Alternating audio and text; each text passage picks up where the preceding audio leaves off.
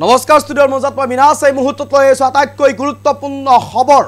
এইবাৰ বিহু মঞ্চত অপমান কৰা হ'ল কণ্ঠশিল্পী দিগন্ত ভাৰতীক। পত্নীৰ অনুষ্ঠানলৈ গেষ্ট হিচাপে যোৱাৰ পিছত কমিটিয়ে পত্নীৰ লগত একেলগে বিহু গাবলৈ অনুৰোধ কৰিছিল আৰু তাৰ পিছতে পূব গুৱাহাটী বিহু কমিটিৰ অনুসৰি যি সিদ্ধান্ত লৈছিল সেই সিদ্ধান্ত অনুসৰি পত্নীৰ লগত একেলগে মঞ্চত গীত পৰিৱেশন কৰিবলৈ কমিটিৰ আহ্বান মৰ্মে মঞ্চত উঠিছিল আৰু সেই সময়তেই স্বামী দিগন্ত ভাৰতীক অপমান কৰা হৈছে আৰু এই ঘটনাক কেন্দ্ৰ কৰি এতিয়া সকলোৱে এক প্ৰকাৰ একেমুখে গৰিহণা দিছে পূব গুৱাহাটী কমিটিৰ কৰ্মক লৈ। দিগন্ত ভাৰতীয়ে জিন্স পেণ্ট পিন্ধি মঞ্চত উঠাৰ বাবেই এক প্ৰকাৰ যেন অপমান কৰা বুলি এতিয়া অভিযোগ উত্থাপন কৰিছে বিহু কমিটিয়ে। কিন্তু দিগন্ত ভাৰতীয়ে এগৰাকী গেষ্ট হিচাপেহে বিহু চাবলৈ গৈছিল। সেই সময়তেই পত্নীয়ে গীত পৰিৱেশন কৰি থকাৰ সময়ত কমিটিৰ কেইগৰাকীমান সদস্যৰ আহ্বান অনুসৰি মঞ্চত উঠি দুটা গীত পৰিৱেশন কৰিছিল। সেই সময়তেই কমিটিৰে আন কেইগৰাকীমান সদস্যই আহি মঞ্চতেই অপমান কৰিছিল শিল্পীগৰাকীক। তাৰ পিছত এক প্ৰকাৰ এতিয়া গৰিহণাৰ পাত্ৰ হৈছে পূব গুৱাহাটী বিহু কমিটি। এই মুহূৰ্তত সবিশেষ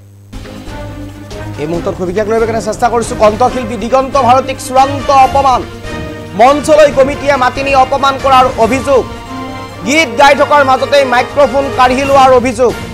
পূব গুৱাহাটী বিহু কমিটিৰ এই কৰ্মক এতিয়া সকলোৱে একেমুখে গৰিহণা দিছে। এই মুহূৰ্তত সবিশেষ লৈ চেষ্টা কৰিছোঁ। কণ্ঠশিল্পী দিগন্ত ভাৰতীক চূড়ান্ত অপমান, মঞ্চলৈ কমিটিয়ে মাতি নি অপমান কৰাৰ অভিযোগ, গীত গাই থকাৰ মাজতেই মাইক্ৰফোন কাঢ়ি লোৱাৰ অভিযোগ। পূব গুৱাহাটী বিহু কমিটিৰ এই কৰ্মক এতিয়া সকলোৱে একেমুখে গৰিহণা দিছে।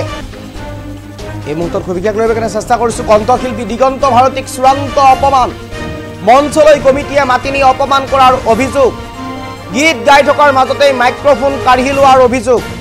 পূব গুৱাহাটী বিহু কমিটিৰ এই কৰ্মক এতিয়া সকলোৱে একেমুখে গৰিহণা দিছে। বিহু মঞ্চত পুনৰ শিল্পীক অপমান কৰা হৈছে। এইবাৰ কণ্ঠশিল্পী দিগন্ত ভাৰতীক চূড়ান্ত অপমান কৰিছে পূব গুৱাহাটী বিহু কমিটিয়ে। পূব গুৱাহাটী বিহু কমিটিয়ে দিগন্ত ভাৰতীৰ পত্নীক বিহু গীত গাবলৈ তেওঁক আমন্ত্ৰণ জনাইছিল আৰু সেই সময়তেই এগৰাকী দৰ্শক হিচাপে স্বামীও গৈছিল আৰু দৰ্শকৰ শাৰীত বহি স্বামীয়ে পত্নীৰ গীত উপভোগ কৰি আছিল।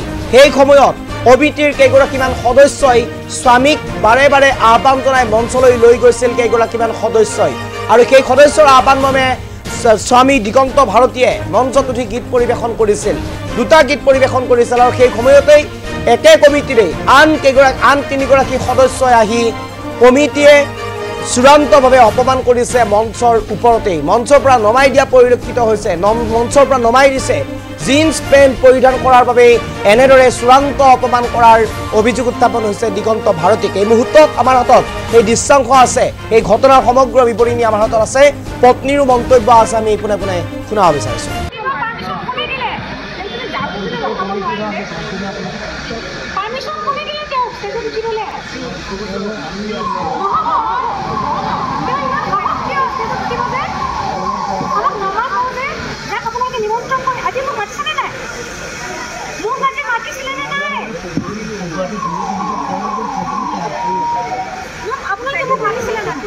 আজি মোক মাতিছিলে ন, অপমানটো কিয়?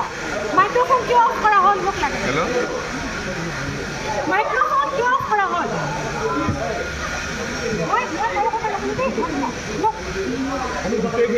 ইমান পুৰণা ষ্টেজ, ইমান সংস্কৃতিবান বিহু, একো ক'বও বেয়া লাগিছে নহয়। সৰুৰ পৰা ডাঙৰ হৈছোঁ এইবিলাক চাইছে। মঞ্চত গান পৰিৱেশন কৰি আহিছোঁ, মোৰ ফেমিলি আহিছে, মোৰ স্বামী আহিছে, আপোনালোকে চবেই চিনি পায় দিগন্ত ভাৰতী তেখেত। মোৰ দাদা আহিছে, বৌ আহিছে, বৌজনীও সম্ৰাজ্ঞী।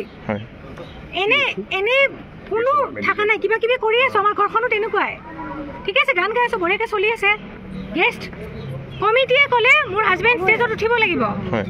তেওঁ কৈছে মই এতিয়া নুঠো। তলৰ পৰা গান গালে, মই কৈছোঁ মই নুঠো, বহি আছে। তাৰপিছত নাই, আৰু দুটামান গান গোৱাৰ পিছত তেওঁক লাগে। কমিটিয়ে আহি পেলাই তেওঁক উঠাই গামোচা পিন্ধালে। অ'কে, গেষ্ট হয়, গেষ্ট, আপুনি গেষ্ট হ'ব পাৰে। গেষ্ট ইয়াতে চবে কি আপোনালোকৰ কিবা দিছে নেকি? ড্ৰেছ কোড কিবা দিছে নেকি? যে যেতিয়া আপোনালোকে গেষ্ট হৈ আহিব ধুতি পিন্ধিব লাগিব, এইবিলাকতো কোৱা নাই। গেষ্টে হাফ পেণ্টো পিন্ধিব চব পিন্ধিব পাৰে অ'কে তাৰ আগতেও দেখিছোঁ মঞ্চত যিয়ে গান গাই গ'ল গোটেই মিউজিচিয়ানে জিন্স পিন্ধি উঠিছে অ'কে মোৰ মিউজিচিয়ানে গোটেই জিন্স পিন্ধি উঠিছে তেতিয়াৰ পৰা কিমান গান গালোঁ 1 ঘণ্টা গানেই গালোঁ সেনেকৈ তেওঁক মাতি নি মঞ্চত তেওঁ বহি থকা মানুহটোক মাতি নি মঞ্চত কমিটিয়ে গামোচা পিন্ধাইছে অ'কে তেওঁ মোক বাৰে বাৰে কৈছে তুমি মই আহিছোঁহে মই ক'তো নাযাওঁ তোমাৰ লগত কাৰণ তেওঁ নিজৰ প্ৰগ্ৰেম আছিলে ক'তো নাযায় মোৰ লগত সময় নাপায় অনুষ্ঠান বেলেগে বেলেগেই কৰা যায় মেক্সিমাম ক'ৰবাত আমি একেলগে কৰোঁ এইটো বেলেগ হেঙেৰাবাৰীত কৰি আহিছোঁ তেওঁ গেষ্ট বহি আছে ধুনীয়াকৈ তোমালোকে মাতিছা গান গাবলৈ তেওঁ উঠি অহা নাছিলে তাৰপিছত গামোচা পিন্ধালা পিন্ধাই কি কৰিলা তোমালোকে গান গাই আছোঁ মোৰ বৌ আহিলে উঠি এই জাজ কৰি আছে মৃদুস্মিতা ডেকা বিহু সম্ৰাজ্ঞী আৰু এগৰাকী আমাৰ বিহু পিন্ধা কৰবী হাজৰিকা আমাৰ ধুনীয়া বিহু নাচে বাইদেউগৰাকী দুয়োগৰাকী ধুনীয়াকৈ পাৰফৰ্ম কৰি আছে 3জন মানুহ উঠিছে মই খালী ভৰি আছিলোঁ মঞ্চত মই খালী ভৰি মঞ্চত গীত গাওঁ এতিয়া কথাটো হ'ল পানী হৈ আছে গোটেই মঞ্চখন যেতিয়া 3জন মানুহ উঠিছে মই ভাবিলোঁ পানীৰ কাৰণে গোটেই মঞ্চখন পানী আমাক চাগে চাইড কৰাব আহিছে ইমান সাধাৰণ কথা দেই কথা নাই বৰ্তা নাই টানি নিছে এটা জানো ক্ৰিমিনেল হে তেওঁ জানো ক্ৰিমিনেল কাবাক কৰি আহিছে সীমান্ত ঠাকুৰীয়া আৰু লগত 2জন আছিল তেওঁলোকৰ নাম নাজানো আৰু তাৰপিছত যেতিয়াই তেওঁ এইটো কথা কৈছে জিন্স পিন্ধি ইয়াতে আচলতে কোনো মঞ্চত উঠিব নোৱাৰে আৰে তোমালোকে আগতে ডিচাইড নকৰিলা কিয় মানুহজনক মাতিছা কিয় মঞ্চত গাই থকাৰ মাজত ষ্টপ কৰি দিছে তোমালোকৰ নিজৰ মাজতেই সেই সমন্বয়টো নাই কেইজন মানে মোক মাতি নিছে আৰু এটাৰে মাজতে 2জন আহি পেলাই মোক 3জন মানে মাইক্ৰফোন অফ কৰিছে সীমান্ত ঠাকুৰীয়াৰ মুখত গোন্ধ সুৰাপান মদৰ গোন্ধ আৰু আছে 2জন তেওঁলোকৰ আৰু 2জন আছে গোটেই মদাহী মইতো নিজে উঠা নাই মইতো গান গাব মই গোটেই কেইজনৰ নাম কোৱা নাই ইয়াতে বলেন ধৰালিও আছে বিলাক ভাল মানুহ তলত ক'ব লাগিছিল বলেন ধৰাত আগতে গুচি গ'ল কমিটিৰ বেলেগ মানুহ আছে চবেই মদ খোৱা নাই দেই এইটো মিছা কথা কিন্তু এই কেইজন মানুহক তোমালোকে পাৰ্মিশ্যন কিয় দিলা মোক লাগে আমি ধুনীয়াকৈ মঞ্চত গান গাই আছোঁ হা এই ড্ৰেছত আহিছে এইটো কি বিহু ড্ৰেছ নহয় মইতো নাজানো মোক মাতিব নালাগে ন মইতো নিজে অহা নাই নহয় তোমালোকৰ মাজৰে 2জন মানে মোক নি পেলাই আহক দাদা আপুনি 2টা গান গাব লাগিব মঞ্চখনটো আজি মোৰ আছিলে ন লৈ গৈছে তেওঁলোকে মোৰ স্বামী আহিছে লগত আহিব নোৱাৰে মোৰ স্বামী চাই থকা মাজৰ পৰা তেওঁলোকে আপুনি আহিছে যিহেতু 2টা গান গাব লাগিব আপুনি মোক টানি জোৰ জবৰদস্তি তেওঁলোকে খুব দাবী দিছে মোক ভালেই লাগিছে মৰম কৰি মোক দাবী জনোৱা যেন লাগিছে তাৰপিছত কোনোবা এজন হঠাৎ আহি পেলাই গান গাই থকাৰ মাজতে এই সীমান্ত নে কিবা ঠাকুৰীয়া তেওঁ আহি পেলাই তেওঁ মানে মোক মানে মোটামুটি ঠেলা ঠেলিয়ে কৰিছে এগ্ৰিমেণ্ট কৰিছে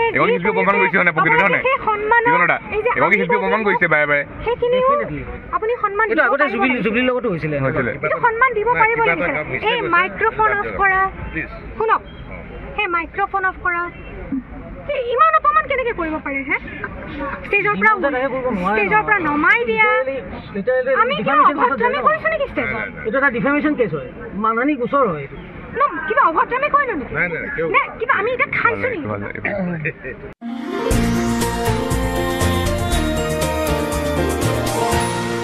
এনিটক্স সুতৰ বিপৰীতে ৰাইজৰ স্বাৰ্থত